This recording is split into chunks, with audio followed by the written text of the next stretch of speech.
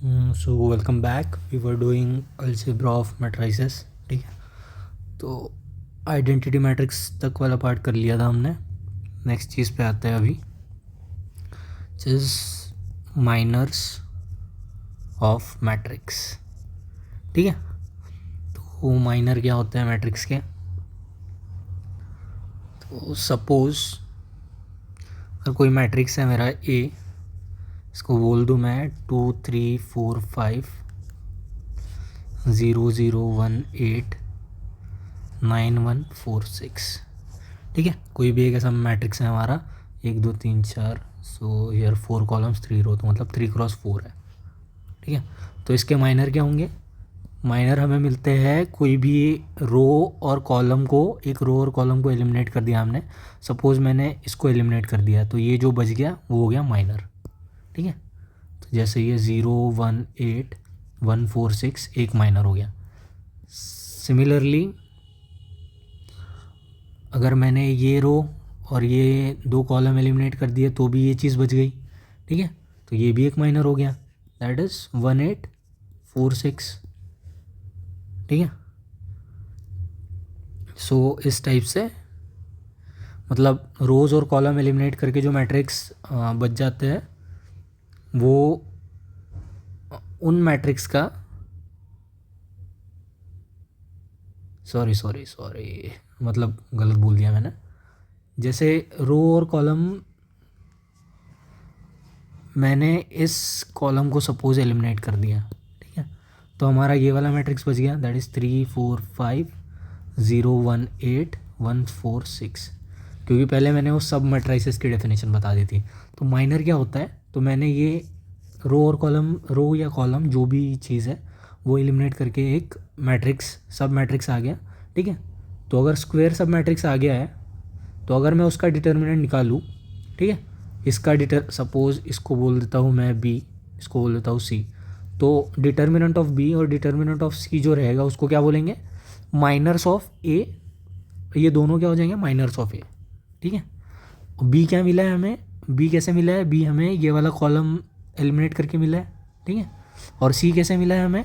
सी मिला है हमें ये वाली रो और ये 2 कॉलम एलिमिनेट करके। ठीक है, तो ये जो स्क्वायर मैट्रिक्स मिला इसका हमने डिटर्मिनेंट निकाला, उस डिटर्मिनेंट को बोलते हैं माइनर ऑफ द मैट्रिक्स, मतलब पेरेंट मैट्रिक्स जिससे ये सब मैट्रिक्स आया था। ठीक है, तो यहाँ पे आ जाता है डिटर्मिनेंट वाला कंसेप्ट। और डिटर्मिनेंट जैसे कि हमें पता है सिर्फ स्क्वायर मैट्रिक्स का निकलता है, तो ये जो सब मैट्रिक्स बनेंगे जब वो स्क्वायर मैट्रिक्स रहेंगे तो उन्हीं का माइनर हम निकाल सकते हैं। ठीक है, बाद में माइनर के बाद अगली चीज़ आ जाती है कोफैक्टर,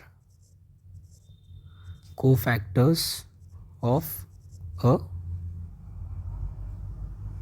कोफैक्टर ऑफ मैट्रिक्स। ठीक है, तो सपोज मैं अगर बोल दूँ ए हमारा 3 × 3 वाला कोई जनरल मैट्रिक्स है, तो A11 हो गया, A12 first row second column, first row third column, second row first column, second row second column, second row third column, third row first column, third row second column, third row third column. ठीक है, तो ये 3 × 3 वाला कोई एक हमारा matrix है। तो एलिमेंट ए आई जे के कोफैक्टर में कैसे डिफाइन करूँगा? ए आई जे के कोफैक्टर में डिफाइन करूँगा ए आई जे से। ठीक है, जो कि होगा -1 I plus J into minor of I J. ठीक है, अब इसका क्या मतलब हुआ?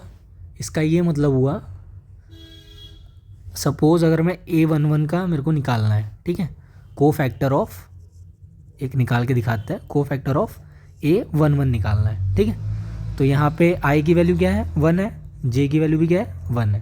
ठीक है, तो कोफैक्टर को बोलेंगे A11। ठीक है, ये वाला सिंबल है इसका। बाद में यहाँ हो जाएगा -1, आई की वैल्यू 1 है, जे की वैल्यू 1 है। ठीक है, this is the formula to calculate cofactor, या तो डेफिनेशन बोल दो। तो A11 निकालना है हमें, -1 का पावर 1 + 1, और ये क्या है? Minor determinant of minor of I J. ठीक है, तो यहाँ 1 1 निकाल रहे हैं, तो यहाँ पे आएगा डिटर्मिनेंट ऑफ माइनर ऑफ 1 1, ठीक है। अभी 1 1 वाला माइनर क्या होगा, ये 1 + 1 2 हो गया। 1 1 वाला माइनर मतलब ये जो 1 1 वाला है इसके वाली जो रो आ रही है उसको मैं हटा देना है, और इसके वाला जो कॉलम आ रहा है उसको हटा देना है, तो जो ये बचेगा, ठीक है, उसका डिटर्मिनेंट। तो ये हो गया हमारा A22 A23 A32 A33, ठीक है। तो ये हो गया A11, तो इट इज़ 1² मतलब 1, तो A22 A23 A32 A33, ये हो गया हमारा कोफैक्टर ऑफ A11, ठीक है। एक और दूसरा एग्जांपल ले लेते हैं समझने के लिए। सपोज बीच वाला ले लेता हूँ, A32 ले लेता हूँ, ठीक है। तो A32 में आई की वैल्यू क्या है, आई की वैल्यू है 3, जे की वैल्यू क्या है, जे की वैल्यू है 2। तो A32 निकालना है हमें, -1, आई की वैल्यू है 3, जे की वैल्यू है 2, और ये हो गया M32। M32 में क्या हो जाएगा, M32 में 32 वाली जो कॉलम है वो हट जाएगा, 32 वाली जो रो है वो हट जाएगी, तो क्या बचा ये -1 का पावर 5 बचा, और यहाँ बचा A11 A21 A13 A23, ठीक है। तो ये हो गया A32, -1 का पावर 5 मतलब -1, ये हो गया determinant A11 A13 A21 A23, ठीक है। डिटर्मिनेंट निकालना तो क्या सिंपल है, डिटर्मिनेंट निकाल लेंगे, -1 से मल्टीप्लाई कर देंगे, तो ये क्या आ जाएगा, कोफैक्टर ऑफ मतलब कोफैक्टर A32, ठीक है। तो आई होप क्लियर है आपको। अभी हमें करना है, हमने कोफैक्टर डिफाइन कर लिया, तो अगर मुझे अगर डिटर्मिनेंट निकालना है किसी भी एक जनरल 3x3 मैट्रिक्स का सपोज, तो क्या हो जाएगा, A11 A12 A13 A21 A22 A23 A31 A32 A33।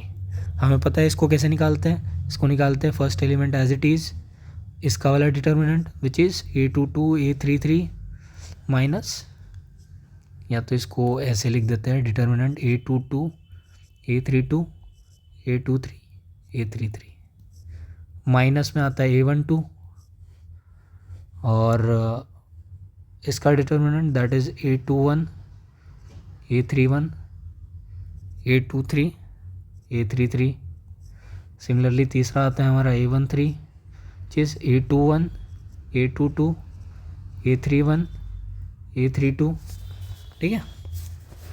तो हमें पता है ये सारे क्या है, माइनर्स है, ठीक है। तो हो गया A11 टाइम्स ये वाला कौन सा माइनर है, ये M11 है, ठीक है। सिमिलरली -A12 ये हो जाएगा M12 प्लस A13 M13, ठीक है। और कोफैक्टर की डेफिनेशन के हिसाब से अगर हम देखें तो ये आ जाएगा A11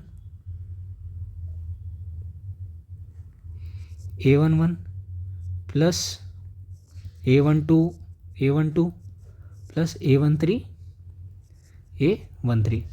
कैसे आया, जैसे हमें पता है A11 निकालना है तो क्या आता है, A11 हमारा होता है -1 I + j मतलब 1 + 1 इंटू M11, तो -1 का स्क्वायर तो 1 ही आएगा, तो ये हो गया 1 इंटू M11 मतलब M11, ठीक है। तो A11 की वैल्यू M11 के बराबर आ गई। सिमिलरली A12 निकालना है अगर हमें, तो ये हो जाएगा -1 का पावर 1 + 2 तो M12, तो -1 का क्यूब M12, तो ये हो गया -M12, तो -M12 की वैल्यू क्या आएगी, A12 के बराबर। सेम चीज़ M13 की वैल्यू आएगी A13 के बराबर। तो ये हो गया हमारा determinant of 3x3 in terms of cofactor, ठीक है। तो ये एक चीज़ हो गई कोफैक्टर वाली। अभी प्रॉपर्टीज़ देख लेते हैं।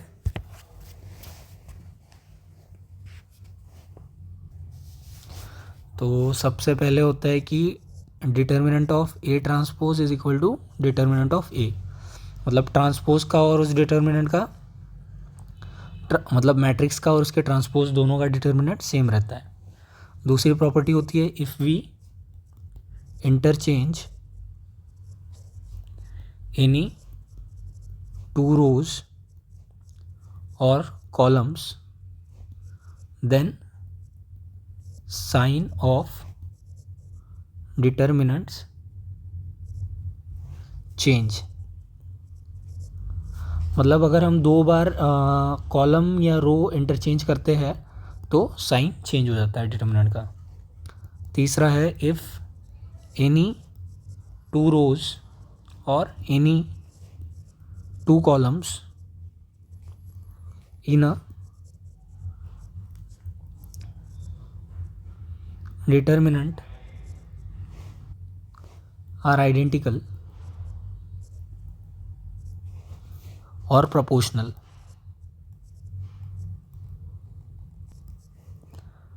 then value of determinant is 0। मतलब अगर कोई भी दो कॉलम या दो रो आइडेंटिकल है या तो प्रोपोर्शनल है तो उस केस में डिटर्मिनेंट की वैल्यू क्या हो जाएगी, 0 हो जाएगी। ठीक है। तीसरी चीज़, चौथी चीज़, multiplying a determinant by k means multiplying the elements of only one row और कॉलम बाय के।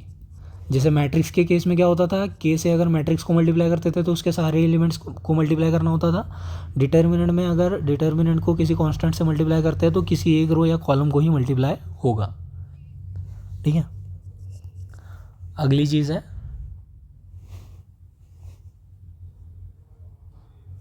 अगर मेरा इस टाइप का है determinant a plus C D plus F और जी एन इस टाइप का कुछ, तो अगर मैं इसको ए जी डी एन प्लस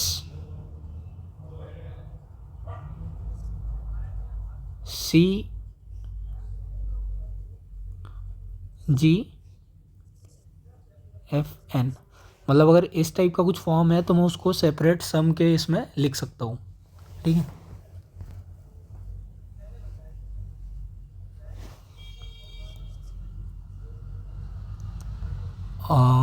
और एक चीज़ है कि अगर मैं सिंगल रो या कॉलम ऑपरेशन परफॉर्म करता हूँ तो डिटर्मिनेंट की वैल्यू अनचेंज रहती है। ठीक है। मतलब एक ही बार मैं रो ऑपरेशन या कॉलम ऑपरेशन परफॉर्म कर रहा हूँ तो डिटर्मिनेंट की वैल्यू चेंज नहीं होगी उससे। बाद में कोफैक्टर वाला तो हमने देखा ही था।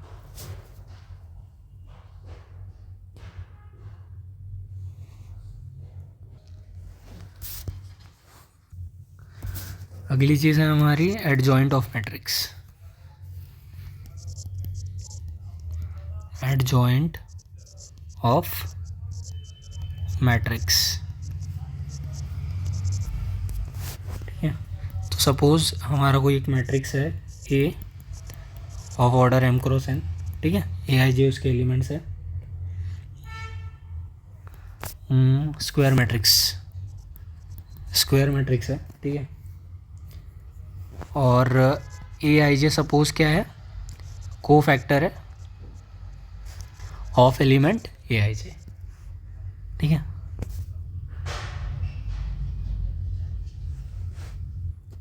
तो अगर मैं ए को लिख दूँ like A11 A12 A13 A21 A22 A23 A23 A31 A32 A33। ठीक है। ये हो गया। अभी मैं कोफैक्टर्स ऑफ ए का अगर मैं मैट्रिक्स बनाऊँ तो A11 का कोफैक्टर आएगा A11, सिमिलरली A12 का आएगा A12, A13, A21, A22, A23, A31, A32, A33, ठीक है। अगर मैं इसका ट्रांसपोज ले लूँ ऊपर वाले का, transpose of cofactor of A, transpose मतलब जो रो है वो कॉलम हो जाएंगे, मतलब A11, A12, A13 हो जाएगा। सिमिलरली यहाँ पे A21, A22, A23 हो जाएगा। सिमिलरली यहाँ पे A31, A32, A33 हो जाएगा। तो एडजॉइंट ऑफ ए का डेफिनेशन क्या है? एडजॉइंट ऑफ ए का सिंपल सा डेफिनेशन है कि सबसे पहले जो मैट्रिक्स है उसका कोफैक्टर लेने का और उसको ट्रांसपोज करने का, मतलब transpose of cofactors of matrix A is nothing but adjoint of A. ठीक है, क्लियर है प्रोसेस? अभी कुछ रिजल्ट देख लेते हैं इस पर। सपोज अगर जैसे ऊपर भी बोला था मैंने, ए हमारा मैट्रिक्स है, square matrix of order N, then A into adjoint of A is equal to determinant of A into identity matrix and it is equal to adjoint of A into A. ठीक है, मतलब ये वाली property hold होगी अगर ए हमारा adjoint matrix है। अगर ए को मैं एडजॉइंट से मल्टीप्लाई करता हूँ तो वो डिटर्मिनेंट के बराबर आएगा मल्टीप्लाइड बाय आइडेंटिटी मैट्रिक्स, या तो एडजॉइंट ए को ए से मल्टीप्लाई करूँगा तो भी सेम आएगा। ठीक है, वेयर आई एन क्या है? I N is identity matrix of order N. ठीक है, नेक्स्ट चीज़ पे आ जाते हैं which is inverse of matrix. ठीक है, तो सपोज ए स्क्वायर मैट्रिक्स है ऑफ ऑर्डर एन। ठीक है, और अगर कोई एक मैट्रिक्स है B such that A B और बी ए दोनों आई के बराबर आ रहा है। ठीक है, मतलब मैं ए बी करूँ या बी ए करूँ दोनों आई के बराबर आ रहा है, देन बी को बोलेंगे हम B is the inverse of matrix A and it is denoted by A inverse.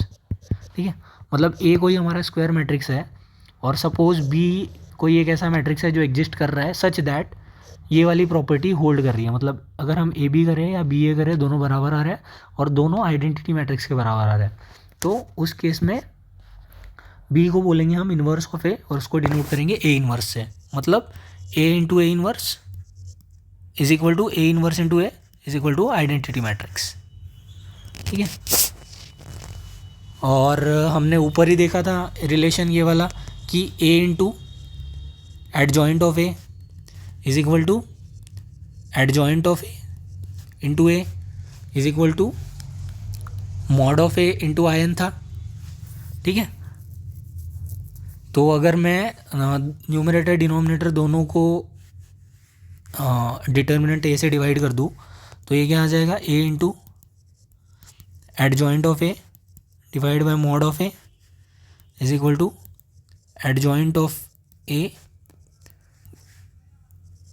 Mod A. Sorry मैंने क्या बोल दिया था, न्यूमरेटर डिनोमिनेटर को डिवाइड करने का कुछ बोल दिया था ना, स्लिप ऑफ टंग था।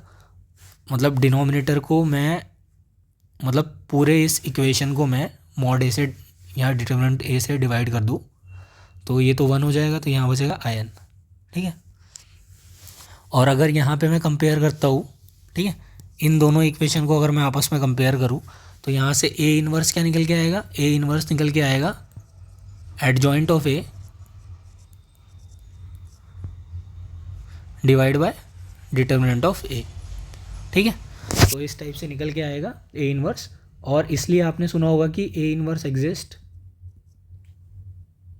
Only if mod A not equal to 0। ठीक है, क्योंकि अगर डिटर्मिनेंट ए 0 है तो हम इससे डिवाइड नहीं कर सकते ना। हम इस इक्वेशन को डिटर्मिनेंट ऑफ ए से डिवाइड नहीं कर पाएंगे, ठीक है। तो ए इनवर्स तभी एग्जिस्ट करेगा जब determinant of a non zero होगा, ठीक है। और नेक्स्ट चीज़ पे आ जाता है which is conjugate of a matrix, ठीक है। तो सपोज ए कोई एक मैट्रिक्स है of order m cross n और इसके जो एलिमेंट्स है वो कॉम्प्लेक्स नंबर्स है, ठीक है।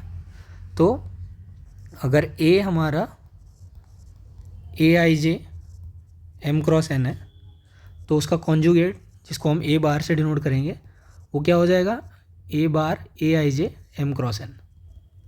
मतलब ए प्लस आई बी हमारा होता है ना कॉम्प्लेक्स नंबर, इसका जेड अगर हमारा कॉम्प्लेक्स नंबर है ए प्लस आई बी तो कॉन्जुगेट क्या होता है उसका ए माइनस आई बी, ठीक है। तो हमारा जो ए एम क्रॉस एन वाला जो मैट्रिक्स है अगर उसके एलिमेंट कॉम्प्लेक्स नंबर है, ठीक है, तो उसका कॉन्जुगेट क्या आ जाएगा, उसके जो मतलब ए के जो एलिमेंट रहेंगे उनका कॉन्जुगेट आ जाएगा बस, ठीक है। मतलब सारे एलिमेंट्स का कॉन्जुगेट करना पड़ेगा, दैट्स इट। और अगर ए हमारा रियल मैट्रिक्स है तो ए बार और ए दोनों सेम आएंगे, ठीक है, क्योंकि रियल वाले में तो वो इमेजिनरी वाला पार्ट होता नहीं है तो प्लस माइनस का कोई सीन नहीं है। तो I hope this is clear. अभी अगली चीज़ है conjugate transpose of a matrix, ठीक है। तो इसको ए स्टार से डिनोट कर लेते हैं, ठीक है।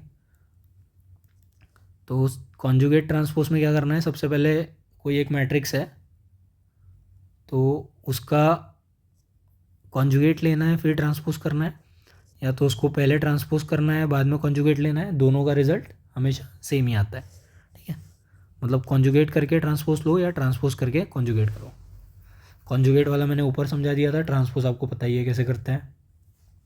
तो अगर ये प्रॉपर्टी है ए कॉन्जुगेट ट्रांसपोज का वापस से कॉन्जुगेट ट्रांसपोज करेंगे तो हमें वापस ए ही मिलेगा। और अगर if A is real matrix then A का कॉन्जुगेट ट्रांसपोज ए ट्रांसपोज के बराबर ही आएगा, ठीक है। तो कुछ स्पेशल टाइप्स के मैट्रिक्स देख लेते हैं अभी। तो पहला वाला है आइडेम्पोटेंट मैट्रिक्स, ठीक है। आइडेम्पोटेंट मैट्रिक्स मतलब जहाँ पे ए स्क्वायर करेंगे तो भी वो वापस ए के बराबर ही आ जाएगा, ऐसे टाइप को मैट्रिक्स को बोलते हैं आइडेम्पोटेंट मैट्रिक्स। दूसरा होता है इनवॉल्यूटरी मैट्रिक्स, ठीक है। मतलब अगर ए स्क्वायर करेंगे तो वो अगर आइडेंटिटी मैट्रिक्स के बराबर आएगा तो उसको इनवॉल्यूटरी मैट्रिक्स बोलेंगे, ठीक है। तीसरा होता है निल पोटेंट मैट्रिक्स, ठीक है। मतलब ये वाली चीज़ें आपको ध्यान में रखनी है कि डेफिनेशन क्या है, बाकी प्रॉब्लम करते करते आपको आइडिया लग जाएगा। निल पोटेंट मैट्रिक्स मतलब ए का पावर के करेंगे तो वो ज़ीरो के बराबर आएगा, ठीक है। तो जिस के लिए ज़ीरो आएगा उस के को बोलेंगे index of nil potent matrix. मतलब अगर मैं ए स्क्वायर कर रहा हूँ तो नॉन ज़ीरो आ रहा है, ठीक है। ए क्यूब कर रहा हूँ तो नॉन ज़ीरो आ रहा है, लेकिन ए का पावर 4 कर रहा हूँ तब ज़ीरो आ जा रहा है। तो ये होगा हमारा निल पोटेंट मैट्रिक्स ऑफ इंडेक्स 4, ठीक है। आई होप क्लियर है ये। अगला है हमारा ऑर्थोगोनल मैट्रिक्स, ठीक है। तो स्क्वायर मैट्रिक्स अगर हमारा ए स्क्वायर मैट्रिक्स है ऑफ ऑर्डर एन, ठीक है, तो उसको ऑर्थोगोनल मैट्रिक्स कब बोलेंगे, जब ए इंटू ए ट्रांसपोज या तो ए ट्रांसपोज इंटू ए, ये दोनों का जो प्रोडक्ट है वो आइडेंटिटी मैट्रिक्स के बराबर जब आएगा तभी उस मैट्रिक्स को हम क्या बोलेंगे, ऑर्थोगोनल मैट्रिक्स बोलेंगे, ठीक है। तो एक और प्रॉपर्टी होती है ऑर्थोगोनल मैट्रिक्स की, जो डिटर्मिनेंट होता है ऑर्थोगोनल मैट्रिक्स का, the determinant of orthogonal matrix is either +1 और -1। कैसे? सपोज मैं ये ले लेता हूँ A into A transpose is equal to I, दोनों साइड डिटर्मिनेंट ले लिया तो ये आ जाएगा A into A transpose is equal to determinant of I. ठीक है, तो इसको सेपरेट कर देंगे, determinant of A transpose is equal to determinant of I, तो 1 के बराबर आएगा हमेशा। और हमने ये देखा था कि डिटर्मिनेंट ऑफ ए और डिटर्मिनेंट ऑफ ए ट्रांसपोज दोनों सेम होता है, तो इसको मैं लिख देता हूँ डिटर्मिनेंट ऑफ ए के बराबर। तो ये determinant of A into determinant of A is equal to 1, तो डिटर्मिनेंट ऑफ ए का स्क्वायर इज इक्वल टू 1, तो determinant of A is equal to +-√1 which is equal to +-1। ठीक है, तो इस टाइप से आपका अगर ऑर्थोगोनल मैट्रिक्स है तो उसके डिटर्मिनेंट की वैल्यू आइदर +1 आएगी या तो -1 आएगी। ठीक है, आई होप क्लियर है। और अगर दो मैट्रिक्स है A, B, देन मतलब A और B अगर दो ऑर्थोगोनल मैट्रिक्स है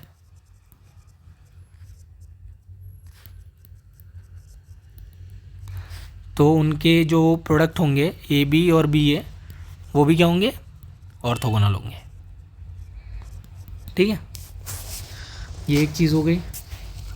अगले मैट्रिक्स पे आते हैं। अगला वाला स्पेशल मैट्रिक्स है हमारा सिमेट्रिक मैट्रिक्स। ठीक है, तो एक स्क्वायर मैट्रिक्स है हमारा A, उसके एलिमेंट्स है Aij n क्रॉस n। ठीक है, उसको सिमेट्रिक कब बोलेंगे?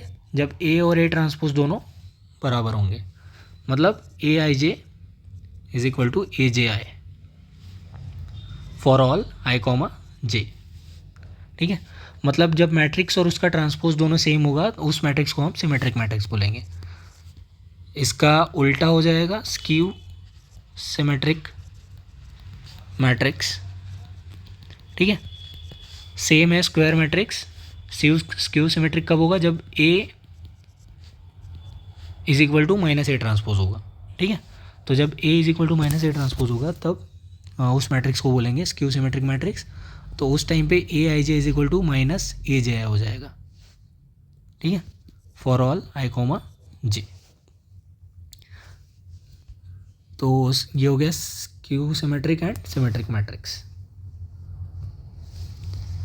कुछ प्रॉपर्टीज़ है, या तो नोट करके लिख लो। सबसे पहला है, अगर if A n cross n, मतलब A is a square matrix of order n such that A is skew symmetric and n is odd, मतलब n या तो 3 है या तो 5 है। ठीक है, then determinant of A is always 0। ठीक है, अगर n ऑड है और मैट्रिक्स स्क्यू सिमेट्रिक है तो डिटर्मिनेंट हमेशा 0 होगा। Next is every square matrix can be uniquely expressed as the sum of symmetrical and skew symmetrical matrices, that is A is equal to A plus A transpose divided by 2 plus A minus A transpose divide by 2 is equal to P plus Q, where P आपका symmetric हो जाएगा और Q हो जाएगा skew symmetric. ठीक है, third है symmetric matrix is symmetric about leading diagonal, जो कि ऑब्वियस बात है, लीडिंग डायगोनल के अबाउट ही सिमेट्रिक होगा वो। और एक और चीज़ है कि every diagonal element of a skew symmetric matrix is necessarily zero. ठीक है, जो सारे डायगोनल एलिमेंट होंगे स्क्यू सिमेट्रिक मैट्रिक्स के वो ज़ीरो होंगे। अभी इन्हीं मतलब सिमेट्रिक और स्क्यू सिमेट्रिक टाइप के ही है आपके हर्मिशियन और दूसरा है स्क्यू हर्मिशियन।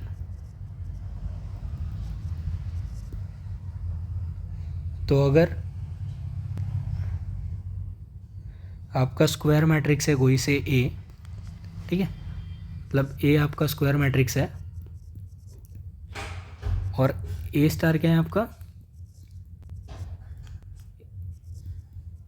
ए स्टार है कॉम्प्लेक्स कॉन्जुगेट। तो हर जैसे सिमेट्रिक के केस में क्या होता था, सिमेट्रिक के केस में होता था A is equal to A transpose और ये होता था A is equal to minus A transpose.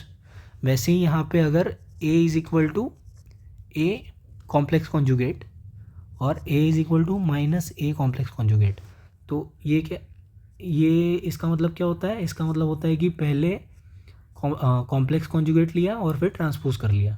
ठीक है, मतलब कॉन्जुगेट कॉम्प्लेक्स कॉन्जुगेट ले क्या ट्रांसपोज किया, that is nothing but A star. ठीक है, तो अगर A is equal to A star है तो वो हर्मेशियन है और A is equal to minus A star है तो वो स्क्यू हर्मेशियन है। ठीक है, तो इसकी भी कुछ प्रॉपर्टीज़ है जैसे उसकी थी। तो इफ टू मैट्रिक्स,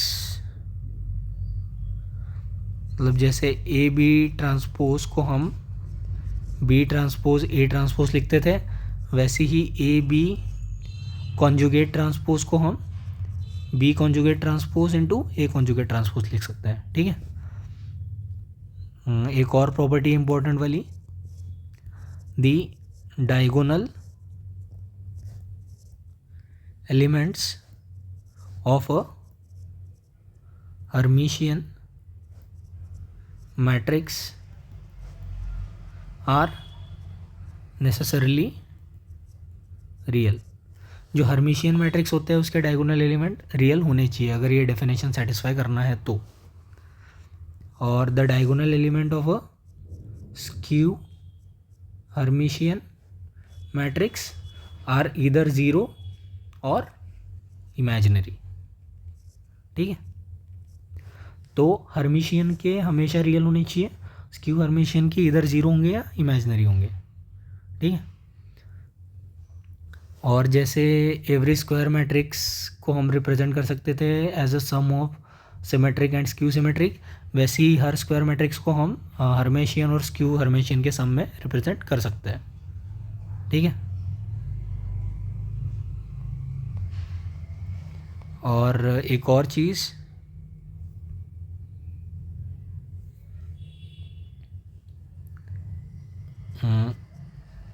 या तो सेम चीज़ ही बोल लेंगे इसको,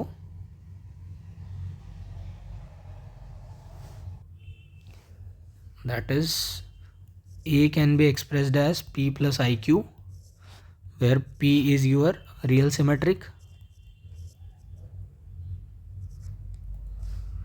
and Q is your real skew symmetric.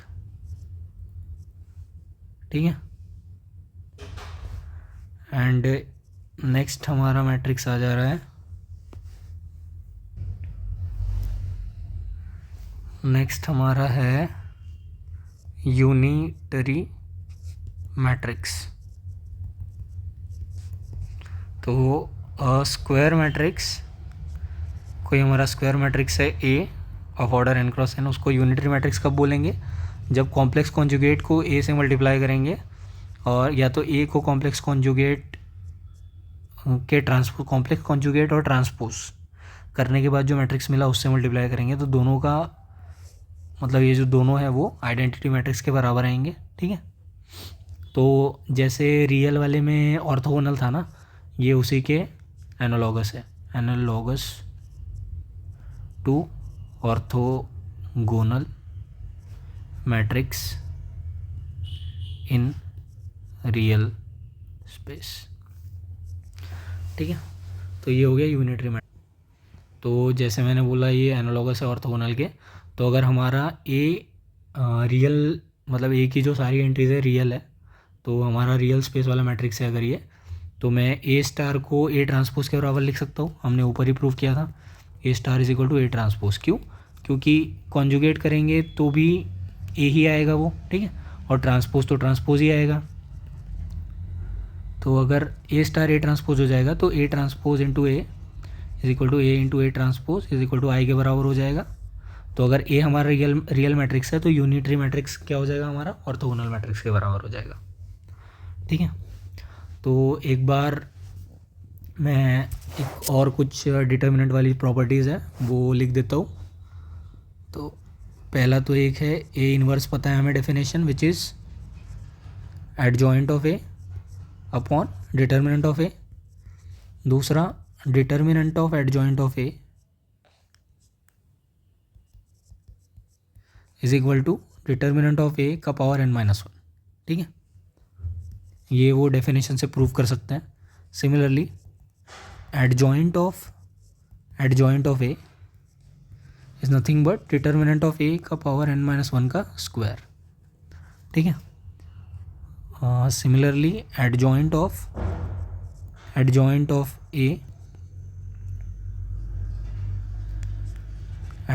A is equal to determinant of a का power n-2 into a. Similarly determinant of a inverse is equal to 1 by determinant of a, ठीक है। तो ये कुछ properties है जो आपको ध्यान में रखनी है, प्रॉब्लम सॉल्व करते टाइम पे काम आएगी। नेक्स्ट वीडियो में हम इस से रिलेटेड प्रॉब्लम्स देखेंगे, प्रीवियस ईयर वाले। Till then thanks for watching.